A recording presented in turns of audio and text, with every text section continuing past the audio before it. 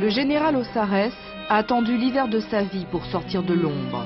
Le 26 novembre 2001, c'est sous le feu des projecteurs et des insultes qu'il monte vers ses juges.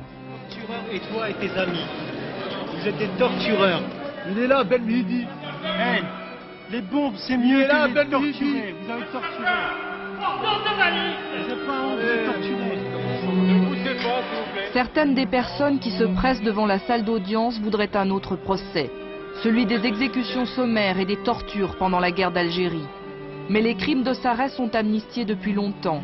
La justice lui reproche seulement de s'en être vanté dans un livre. L'ex-commandant O ne risque guère qu'une amende, et il le sait. Je crois qu'on a quand même un naturel provocateur. Oui. Je crains. Les emmerdes, les emmerdes. Faut dire que si. Le général Aussaresses est le premier officier à donner des détails sur la torture employée pendant la bataille d'Alger en 1957. Mais si dans son livre il relate sans regret le sort réservé aux hommes du FLN, il ne fournit aucune précision sur les traitements réservés aux femmes. Les femmes arrêtées pendant la guerre d'Algérie étaient traitées de la même façon que les hommes, madame. Est-ce que ça veut dire qu'elles étaient torturées de la même manière que certains hommes ont pu être torturés? Certainement, madame. Les femmes étaient-elles violées au cours de ces interrogatoires? Jamais, madame, jamais.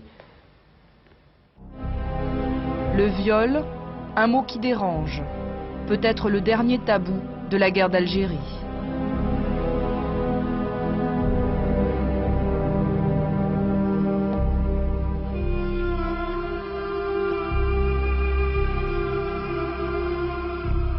Louisette Irilaris porte dans son corps les séquelles de la bataille d'Alger.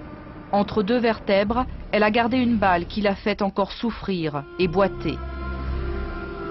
Blessée au cours d'une fusillade en septembre 57, elle n'a que 21 ans lorsqu'on l'a conduite au siège de la 10e division parachutiste à Alger.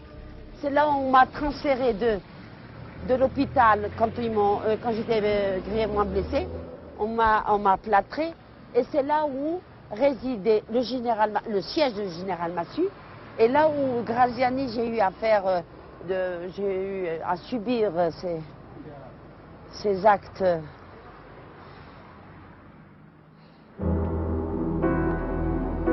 Louisette n'aime pas revenir sur ces lieux, car c'est ici que pendant près de 3 mois, elle est interrogée.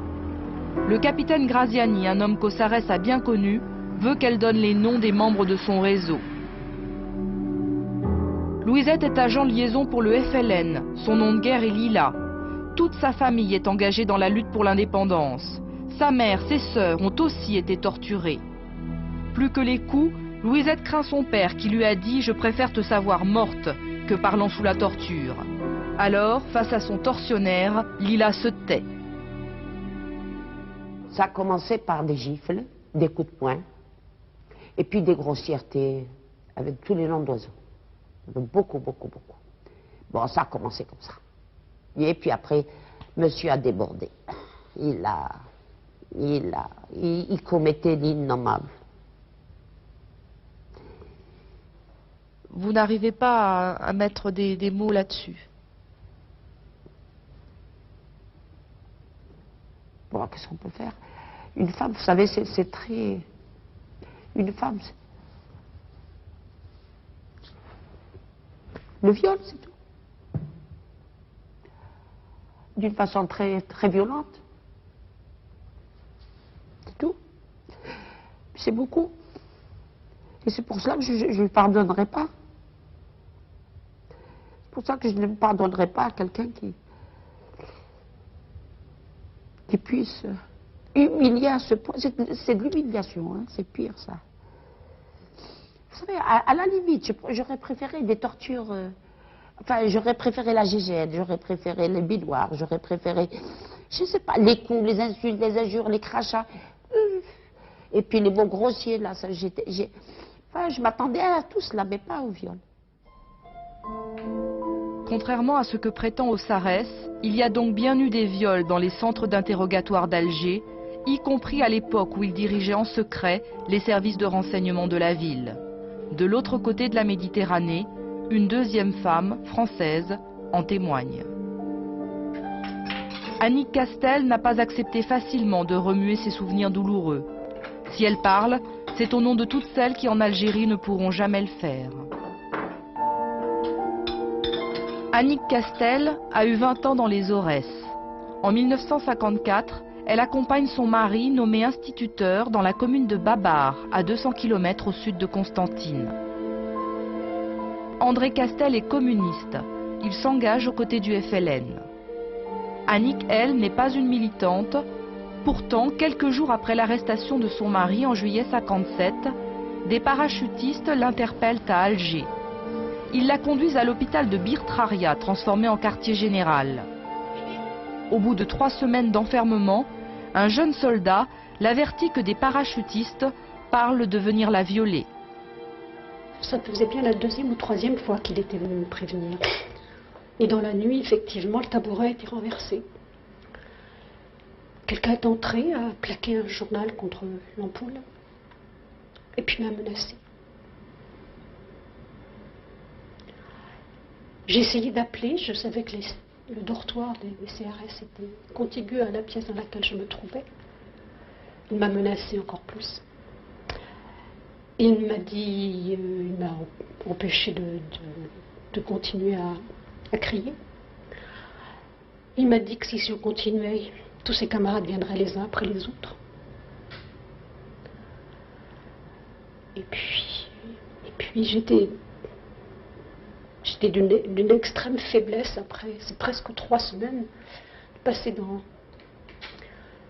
dans cette horreur. Et je n'avais pas de force suffisante, je ne pouvais pas me débattre davantage contre lui. Alors bêtement, je lui ai dit que j'étais mariée, que j'avais une petite fille. J'ai essayé, vraiment stupidement, d'essayer de faire en sorte qu'il ait un brin de conscience, de sentiment, comme si on pouvait arrêter ces gens. Et voilà. Puis après, il est reparti. Il est allé se vanter près des CRS. Et quelques minutes après, les CRS un ou deux CRS sont venus me voir. Je leur ai dit que je les avais appelés, ils m'ont dit qu'ils n'avaient rien entendu.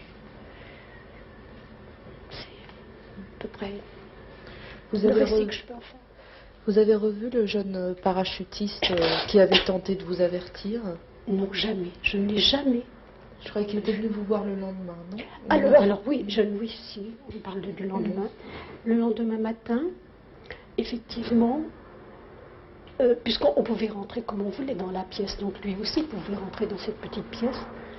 Le lendemain matin, j'ai eu peur, parce que je me suis dit, ça y est, c'est quelqu'un qui revient. Et en fait, il est revenu me trouver, presque en pleurant, en me disant, je sais ce qui s'est passé, je sais ce qui vous est arrivé. Et il m'a apporté un morceau de baguette, toute fraîche, avec du beurre. Et il pleurait presque. Les soldats français n'ont pas tous été des bourreaux. À l'instar de la torture, le viol n'a été le fait que d'une petite minorité. Henri Pouillot a été appelé en Algérie. Il a attendu 39 ans avant de raconter dans un livre son séjour à la Villa Susini, un centre d'interrogatoire d'Alger tristement célèbre.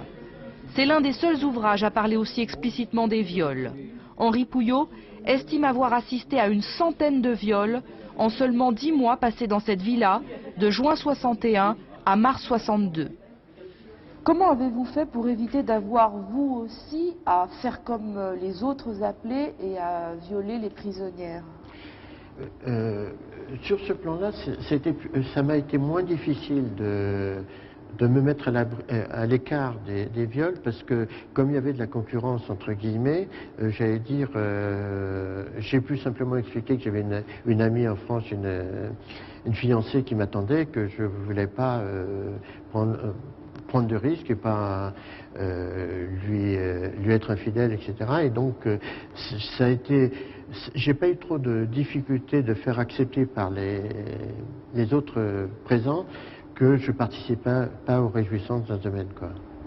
C'était plus facile pour vous d'éviter le viol que d'éviter d'avoir à pratiquer torturer. la torture, oui. Où j'ai moins été... On m'a jamais reproché pratiquement... Je me souviens pas qu'on m'ait reproché de ne pas avoir participé au viol. Par contre, on m'a à plusieurs reprises reproché de ne pas être assez efficace ou actif ou virulent dans la torture, quoi. 10 décembre 2001, le vol Paris-Alger affiche complet. Parmi les passagers, un homme anxieux. Henri Pouillot n'a pas remis les pieds en Algérie depuis le cessez-le-feu, il y a 40 ans. À notre demande, il a accepté de revenir à la villa Susini. Dans son souvenir, la villa est un joli palais de type mauresque. Aujourd'hui, c'est un bâtiment inoccupé, propriété de la présidence algérienne.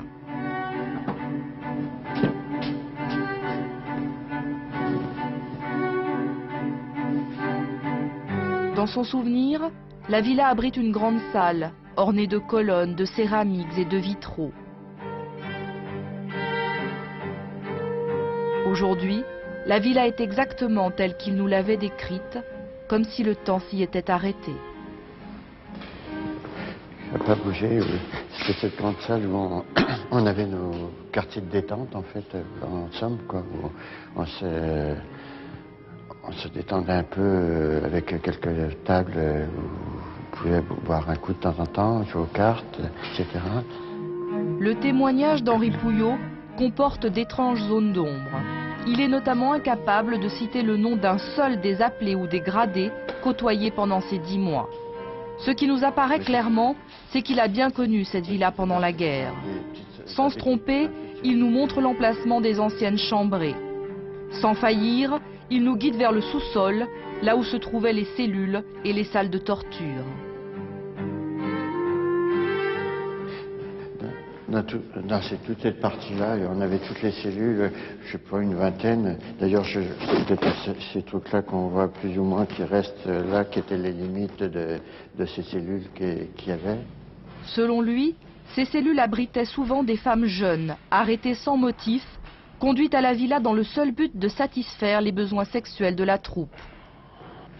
Celles qui avaient été prises pour satisfaire les besoins sexuels des soldats, elles étaient emmenées d'ici dans les chambrées et puis elles passaient d'un lit à l'autre au fur et à mesure, quoi. D'un lit à l'autre? Oui. Et vous avez été témoin de ça dans votre chambrée? Oui, tout à fait. C'est ce qui est un peu dramatique parce que les femmes qui, avec la culture musulmane et ce que ça représente, pour elles, d'être violées, c'est vraiment l'aspect terrible parce que si elle est vierge, ça veut dire qu'elle ne pourra plus se marier, et si elle a été mariée, ça veut dire qu'elle va être répudiée. Donc c'est vraiment pour une femme qui a été violée, pratiquement son exclusion de la société civile par la suite, quoi.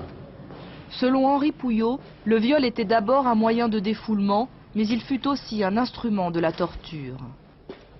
Dans cette salle, il a assisté et même été contraint de participer à des séances d'une barbarie inouïe pour une femme. Elle est déshabillée parce que 9 fois sur 10, pour pas dire 99 fois sur 100, elle n'accepte pas d'être déshabillée seule. Donc ses vêtements lui sont arrachés en général. Elle est donc mise nue sur la table. Et elle est traitée de la même façon qu'un homme au point de vue coût, au point de vue électricité, etc. La différence, c'est que physique, c'est qu'il n'y a pas le pénis, etc. Donc les fils ne sont pas attachés de la même façon sur la femme que sur l'homme. Mais les fils de la génératrice, hein? Pas la génératrice, les fils pris sur la prise de courant sont pas, donc ils sont attachés sur le sein, ils sont attachés sur le doigt, y compris introduits dans le vagin, etc. Donc c'est une première forme de viol. Tout à fait. Déjà, sur le même ton neutre, façon rapport de police, Henri Pouillot continue à décrire les pratiques les plus sordides. Nous sommes surpris et même un peu choqués par son apparent manque d'émotion. Il faudra le bousculer pour qu'enfin il se découvre.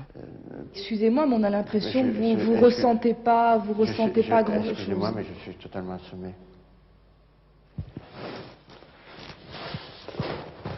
Au bout de 2 heures, la carapace craque d'un seul coup.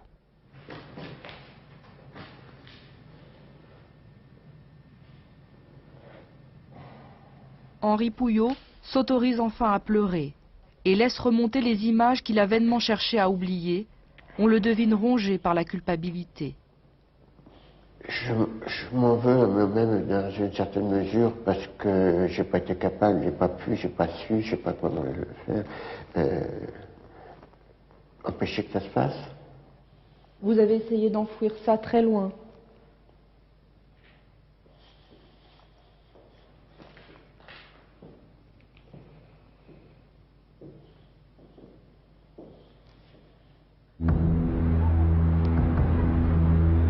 Si en Algérie le viol a pu être utilisé comme technique d'interrogatoire, fut-il pour autant une pratique généralisée, institutionnalisée comme le fut l'emploi de la torture?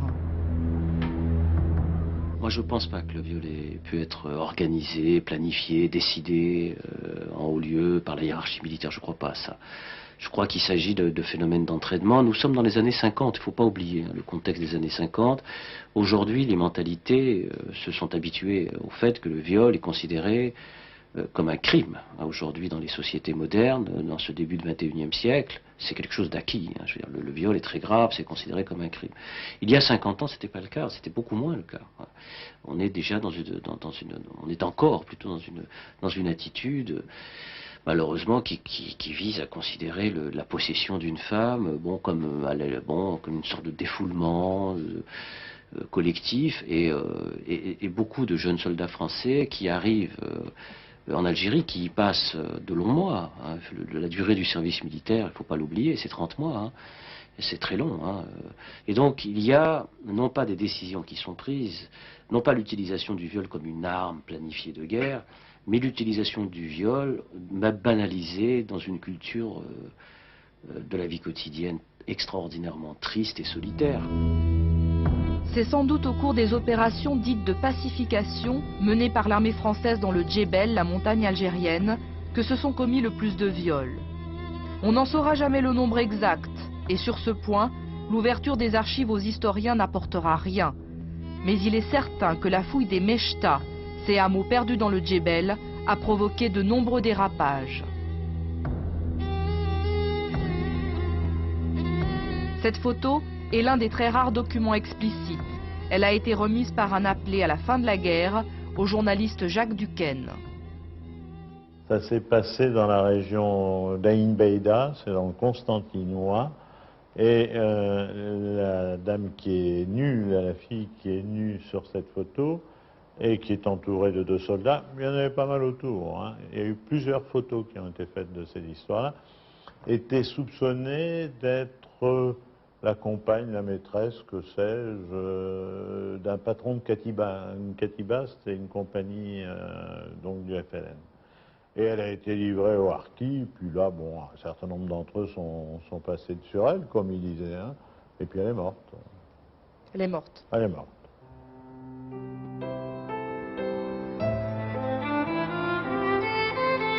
Bien loin du Djebel, à Chartres, nous avons retrouvé Jean Vuillet. En 1959, cet ancien professeur d'éducation physique a passé 6 mois dans un commando de chasse basé sur la presqu'île de Kolo, en Petite Kabylie. Lui veut témoigner de ce qu'il appelle, faute de mieux, la torture privée. Ces exactions commises contre les civils lors des opérations de ratissage ou pendant les évacuations de villages. Selon lui, nul ne pouvait ignorer les viols. Ceux commis pendant la fouille des maisons portaient même un nom, le viol à 4. 2 copains montent la garde, si vous voulez, aux 2 coins de la Mechta à l'extérieur. Le 3e tient les Algériens en respect dans le coin de la Mechta, les vieux, les enfants, et puis le 4e viole. Je souligne ici qu'il n'y a pas seulement violence pour la femme, mais qu'évidemment la violence pour les membres de la famille qui assistent au spectacle, et notamment les enfants, bon, c'est assez horrible. Et puis, ça tourne, c'est ce qu'ils appellent le viol tournant. Donc, on change de poste, voilà. Chaque soir, en secret, Jean Vuillet a noté dans un carnet les exactions commises par quelques gradés de son commando. En 6 mois, il a participé à 89 expéditions dans le Djebel. 20 fois, il écrit que des viols sont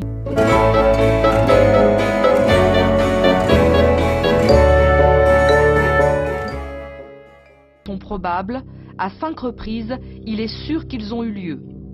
Les 2 adjudants qui commettent ces violences les commettent dans leur piole, qui est en dessous de la mienne. D'abord, on entend les cris des femmes dans leur chambre. Pourquoi je connais les détails? Parce que, à 3 reprises, à 4 reprises même, le lendemain, les adjudants, à table ou en d'autres circonstances, ils racontent, sans aucune retenue. Ils se vantent. C'est assez horrible, mais ils racontent. Mais rappelons-le, le viol n'était pas une pratique généralisée. Dans les unités où la hiérarchie fixait clairement l'interdit, il n'y avait pas de viol. Dans celles où il était toléré, le sentiment d'impunité a probablement joué un grand rôle. Les violeurs savaient que les femmes algériennes n'iraient pas porter plainte. Annick Castel a elle-même hésité à se tourner vers la justice, elle qui pourtant était française. Sa plainte, déposée contre le parachutiste qui l'avait violée, est l'une des seules à avoir abouti en avril 58 à un jugement. Le procès s'est tenu à Alger, en pleine guerre. Alors, je dois dire que c'était, dans mon souvenir, assez bref. Je crois aussi me souvenir que c'était plutôt moi l'accusé, pas lui. J'étais une femme de mauvaises mœurs, j'avais un mari communiste, je n'avais pas su m'occuper de ma fille que j'avais renvoyée en France. Enfin, c'était moi l'accusé. Malgré cela, le parachutiste fut condamné par la justice militaire à une peine de 2 ans de prison avec sursis. Qu'est-ce que vous avez ressenti en apprenant ce jugement? Je dois dire que ça me paraissait déjà tellement étonnant qu'il soit arrivé là, qu'il soit condamné, que quelque chose, qu'une plainte, en l'occurrence, peut-être pas la première, enfin en tout cas, certainement une des premières et une des rares, ait pu aboutir. Après la condamnation, c'était vraiment dérisoire, mais c'était le fait que, quand même, il y a eu quelque chose qui est... La justice était passée. Voilà. Justice, c'est justement le nom qu'en arabe, Mohamed Garn a souhaité donner à son fils. Le 22 novembre 2001, au Palais de Justice de Paris, Mohamed a rendez-vous avec l'histoire. Son histoire qui se confond intimement avec celle de la guerre d'Algérie. Mohamed Garn est, selon sa propre expression, français par le crime. Il est né en Algérie le 9 avril 1960, né d'un viol collectif. Ce jour-là, la cour d'appel va lui accorder une pension et le statut de victime civile de guerre, une première juridique. Depuis 13 ans, je dis, ma mère a été violée, je suis un enfant du viol, tout le monde s'est caché, tout le monde a fait semblant de ne pas entendre, mais je me suis battu et je suis bien content d'être arrivé à ce combat. Disons que j'ai libéré la vérité, c'est ça? La vérité, lui-même l'a apprise sur le tard. Placé en orphelinat puis en famille d'accueil, Mohamed Garn n'a retrouvé sa vraie mère qu'en 88, à l'âge de 28 ans. Elle lui affirme qu'il est le fils d'un martyr, un combattant mort pendant la guerre. Il entreprend alors une procédure de reconnaissance en paternité. En 91, coup de théâtre, le tribunal algérien de Tiaret appelle sa mère à la barre. Ils m'ont dit, écoute, il faut dire la vérité à cet enfant, ce n'est pas le fils du martyr, alors il est le fils de qui? Et c'est là que ma mère tombe dans le tribunal et commence à crier par 3 fois, j'ai été violée. Par qui? Par des militaires français. Où? Dans un camp. Quelle année? 59. Et quoi vous dire, quand vous savez que votre mère a été violée, c'est comme si j'étais sur un ring et on me tapait dessus. Je ne savais pas, j'ai pas réagi. La seule réaction que j'ai faite, c'est que j'ai relevé ma mère. Hein. Que vous a-t-elle dit concernant sa grossesse? Elle a été frappée, elle a pris des coups.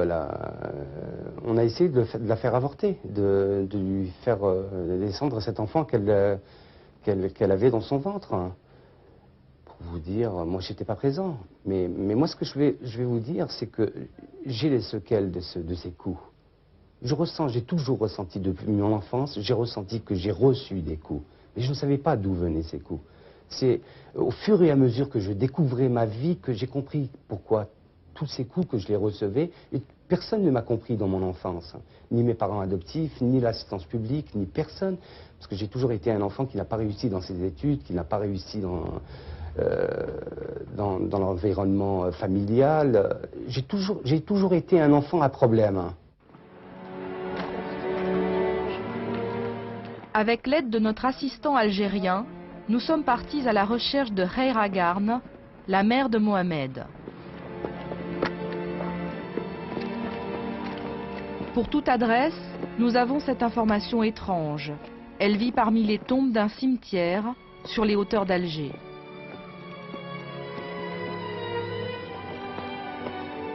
Une petite fille nous indique la Maison Blanche avec une porte rouge. Nous n'entendrons que sa voix. Méfiante, elle refuse d'ouvrir sa porte. Nous demandons alors l'aide d'un voisin, car Khaira n'est pas la seule habitante sur pied de ce cimetière. Une vingtaine de familles a trouvé refuge ici, crise du logement oblige. L'homme qui nous guide connaît Khaira depuis de nombreuses années. Les gens pensent qu'elle est agressive. Non, loin de là. Vous l'avez déjà rencontrée? Jamais. C'est dommage. Non, c'est dommage. C'est dommage parce que c'est une grande dame. Voilà, je vais vous dire en toute français, c'est une grande dame. Voilà. Vous voulez lui dire qu'on veut la rencontrer? Ben, je veux bien, mais... je veux bien. Comme tous ses voisins, M. Wadan a appris avec stupeur en 88 que Khaira avait eu un enfant à l'âge de 16 ans. Elle n'en avait jamais parlé à personne. خيرة عطي خيرة قالت لك ولكن يعني فرحانة بوليدك نعم elle est très contente de son fils. C'est sa chair en elle-même, c'est son histoire tout simplement. Nous n'apercevrons Khaira Garn que de loin. Grande, vêtue de bleu, elle échange des victuailles avec ses voisins. Mohamed Garn aurait voulu qu'elle quitte ce cimetière, mais elle a toujours refusé. Tout juste a-t-il pu lui construire cette maisonnette à l'emplacement de la grotte où elle vivait quand il l'a retrouvée. Après le procès, je lui avais dit, maman, il faut que tu sortes d'ici, il ne faut pas que tu restes là, il faut que tu vives avec les gens à l'extérieur. Elle m'a dit, écoute, si tu veux que vraiment on reste, qu'il y ait des contacts entre toi et moi, ne me fais pas vivre avec les vivants, fais-moi vivre avec les morts. Pourquoi ? Elle me dit que les morts ne m'ont pas fait de mal, mais les vivants m'ont fait du mal. Combien de femmes ont été violées pendant la guerre? Combien d'enfants sont nés de ces crimes? Nul n'a vraiment cherché à le savoir. Dans la société algérienne, le viol fait figure de tabou des tabous. Les femmes abusées pendant la guerre ont été doublement victimes. Victimes de viol, mais aussi victimes de censure. On leur a interdit de raconter ce qu'elles avaient vécu. Louisette Irilarise entend encore les paroles de sa mère. Elle a remarqué qu'il y avait des traces, il y avait des cicatrices. Et c'est là où elle m'a dit, dis Fifi, ils ont abusé de toi. Là j'ai remarqué, j'ai presque... J'étais très triste. J'ai dit, maman, s'il te plaît, je n'ai pas pu. C'est-à-dire, je n'ai pas pu essayer d'arrêter cela. J'ai dit, maman, tu sais, ça a été très dur, maman. Bon, elle a réfléchi un bon coup. On m'a dit après, bon. Mais ne répète jamais, ne donne jamais de détails. Qu'est-ce que ça veut dire ce bon? Bon, ben, tu es vivante, enfin, moi je l'ai interprété comme cela. Parce qu'elle aurait préféré ne pas, que je ne sois pas, malgré l'adoration qu'elle portait en moi, elle n'acceptait pas cette humiliation, maman. Le plus souvent, ce sont les hommes qui ont confisqué la parole des femmes. Pour un Algérien, le viol reste un crime impardonnable. Nous avons demandé à ces deux anciens combattants du FLN de nous expliquer pourquoi. Le fait que sa femme est passée sous 2 ou 3 ou 4 ou 10 militaires, hein, il ne pourra plus la rejoindre. Jamais, jamais, jamais, il pourra continuer à vivre avec elle. Il y a des gars qui sont devenus fous. D'ailleurs, ils existent toujours. On en a ici à Alger, il y en a 4 ou 5 qui sont toujours vivants, qui sont toujours fous, qui se sont jamais remariés et qui ont abandonné leurs femmes et leurs enfants.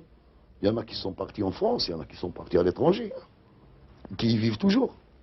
Mais on ne peut pas pardonner ça, puisque la femme, elle est victime, c'est une victime... Une double victime. Et ça ne peut pas se pardonner, ça ne peut pas s'oublier. C'est votre dignité. C'est des foyers brisés. C'est inadmissible. Il y a l'honneur de toute une famille, l'honneur de... Tout peut se réparer sauf l'honneur. L'honneur ne peut pas se réparer. Pourquoi vous brisez le tabou? Aujourd'hui, j'en ai marre. J'en ai marre de pleurer. J'en ai marre de... Le poids était très, très, très lourd. Et je souhaiterais pas... Je souhaite que mes enfants, ils le connaissent. Maintenant, ils savent comment j'ai été torturée que l'année dernière. Hein. C'est tout.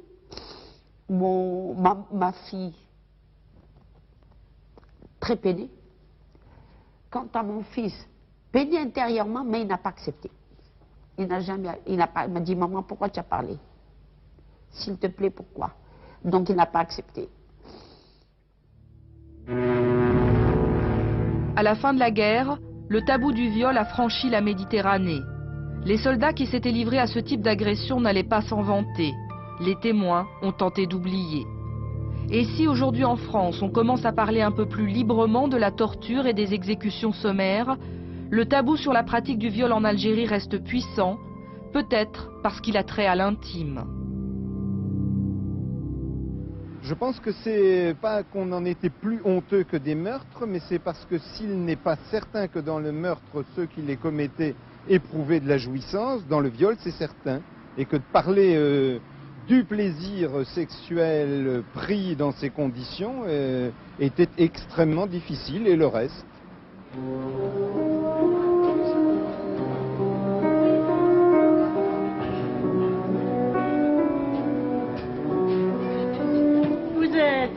Novembre 2001. À l'aéroport de Roissy, Louisette est accueillie par sa sœur. Ça va les enfants, ça va Thomas? Ça va, ça va. Pourquoi tu pleures? Elle vient en France pour le procès du général Ossarès, où elle est citée comme témoin. Le jour de l'audience, nous lui fixons rendez-vous dans un café situé en face du palais de justice. Lorsque nous arrivons, Louisette paraît bouleversée. À une table voisine, elle vient d'apercevoir le profil du général Ossarès.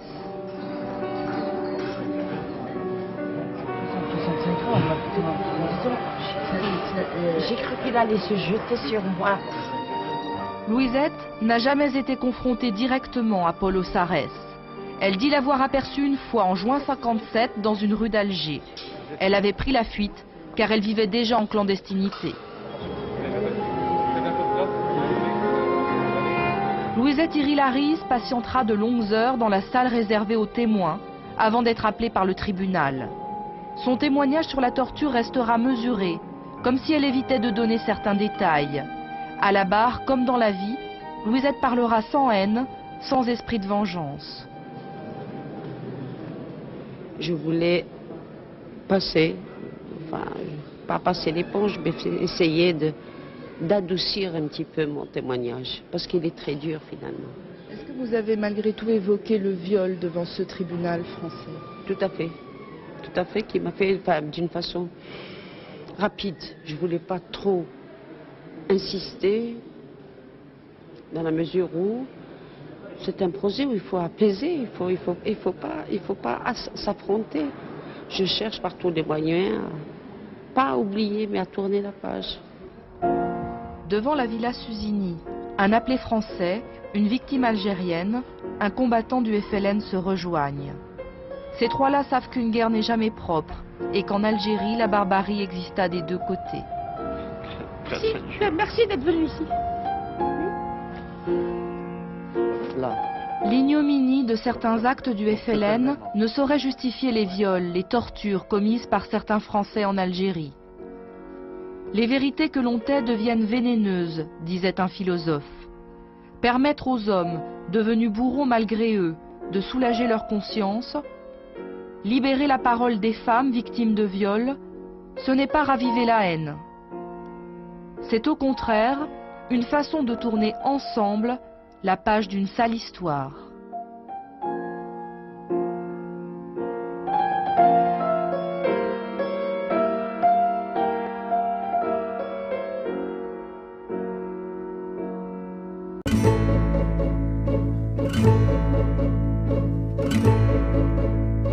Thank you.